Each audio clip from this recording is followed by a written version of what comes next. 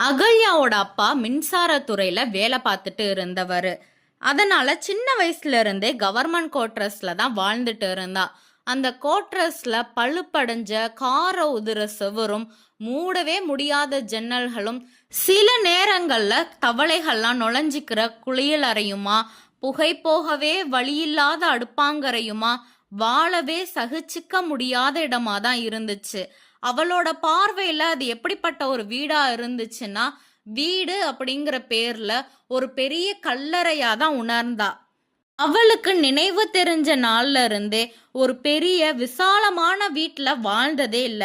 Lower கேம்ப்ல குடியிருந்தப்ப அவங்க வீட்டுக்கு அடிக்கடி பாம்பு நுழைஞ்சிடும். அத பார்க்கும் போதெல்லாம் அகல்யாவோட அம்மா அலறுவா. மழை பெய்யும் போதெல்லாம் வீட்டுக்குள்ளார தண்ணி சொட்டும். அதனால அவங்க தூங்கிக்கிட்டு இருக்கிற குழந்தைகள் முகத்துல தண்ணி சொட்டாம இருக்க அவங்களை எல்லாம் தள்ளி